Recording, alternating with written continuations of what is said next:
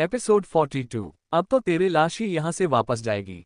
अब तक हर्षद मित्तल उस आदमी को बोल रहा था कि उसके पास करीब 40-50 नाबालिग लड़कियां हैं जिनकी उम्र करीब 14 से 17 तक है और सारी लड़कियां वजन है। ये सारी बातें हर्षद मित्तल उस आदमी को बता रहा था। वो आदमी जब ये सुनता है कि लड़कियां अभी सिर्फ 14 से 17 की है और अभी वजन है तो ये सुन के वो आदमी और खुश हो जाता है, क्योंकि ऐसी लड़कियों की डिमांड बहुत ज्यादा रहती है जिससे वो आदमी और पैसे कमा सकता है। तभी वहां दो बड़े बड़े ट्रक आते हैं तो हर्षद मित्तल उस ट्रक को देख खुश होता है और उस आदमी को देख बोलता है, देखो लड़कियां उस ट्रक में है। तभी हर्षद मित्तल एक बॉडीगार्ड को ट्रक खोलने का इशारा करता है तो वो बॉडीगार्ड ट्रक का बड़ा गेट खोल देता है। वहां बहुत सारी लड़कियों को उसने हाथ पैर से बांध कर रखा गया था और वो सारी लड़कियां रो रही थी। वो आदमी लड़कियों को देख बोलता है, ये डील मुझे मंजूर है। इतना सुनते ही हर्षद मित्तल खुश हो जाता है और दोनों अपनी चेयर पर बैठ जाते हैं आगे की प्रोसेस करने के लिए। अब आगे हर्षद मित्तल और वो आदमी दोनों अपनी अपनी चेयर पर बैठकर डील की आगे की बात करने लगते हैं और वो आदमी हर्षद मित्तल को देख बोलता है, तो डील डन करते हैं 3 करोड़ में।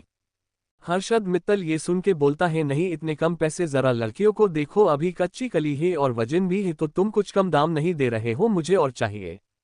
वो आदमी बोलता है, नहीं और नहीं दे सकता इतने पैसे। ठीक है। तभी हर्षद मित्तल बोलता है, ठीक है ये डील कैंसल करते हैं क्योंकि इससे भी ज्यादा पैसे लेके लोग ये डील करने के लिए तैयार है। इतना बोल के हर्षद मित्तल वहां से जाने लगता है।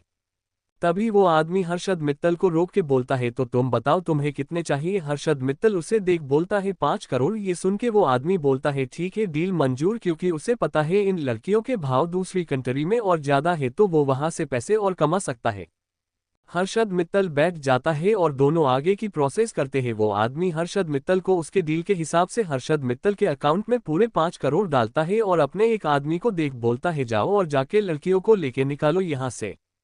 वो बॉडीगार्ड आगे बढ़ जाता है और लड़कियों से भरा ट्रक लेके जाने लगता है कि तभी वो बॉडीगार्ड को एक गोली लगती है, वो भी उसके सीने में, जिससे वो बॉडीगार्ड मर जाता है। तभी वहां उस अंधेरे सुमसम सड़क पर बहुत सी कार उस सबको घेर के खड़ी हो जाती है। हर्षद मित्तल उस कार को देख बोलता है, ये कौन लोग हैं। तभी वहां एक एक से डेविड बाहर आता है मास्क पहने और पीछे की कार का डोर खोलता है तो उसमें से एक लड़का बाहर आता है जिसने पूरे ब्लैक कलर के कपड़े पहने थे और चेहरे पर मास्क लगा हुआ था और आंखों पर ब्लैक गॉगल्स थे। ये कोई और नहीं अख है। अख हर्षद मित्तल को एक नजर देखता है और उस आदमी को भी देखता है और बड़े एटीट्यूड से चलते हुए उनके पास जाने लगता है। वो आदमी अक के देख उसे पहचान नहीं पाता, पर जब उसकी नजर अक के बॉडीगार्ड पर जाती है, उनके बॉडीगार्ड के कपड़ों पर अक नाम का लोगो लगा हुआ था, जिसे देख वो आदमी डर जाता है और डरती हुई आवाज में बोलता है, अक अंडरवर्ल्ड का बादशाह। हर्षद मित्तल जो अक को आते हुए देख रहा था, वो जब उस आदमी के मुंह से ये सुनता है कि ये अक है अंडरवर्ल्ड का बादशाह, ये सुन के हर्षद मित्तल शॉक हो जाता है, क्योंकि उसने अक के बारे में बहुत सुना है पर कभी भी उससे मिला नहीं है। और हर्षद मित्तल ये भी सोच रहा था कि अक यहाँ क्यों आया है।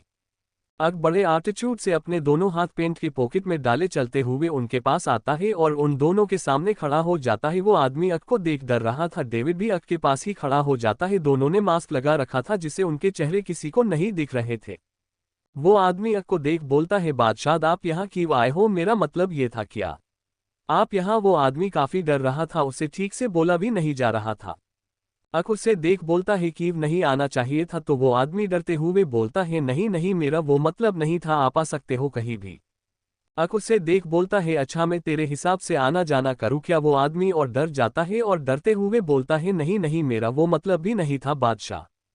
अक उसे बीच में करते हुए अपनी कोल्ड वॉइस में बोलता है, तो क्या मतलब है तेरा और यहाँ लड़कियों की डील करने आया है तू। तुझे मैंने पहले ही वार्न किया था ना कि कभी भी लड़कियों की डील इंडिया से नहीं होगी, फिर भी तू मुंह उठाए यहाँ चला आया, अब तो तेरी लाश ही यहाँ से जाएगी।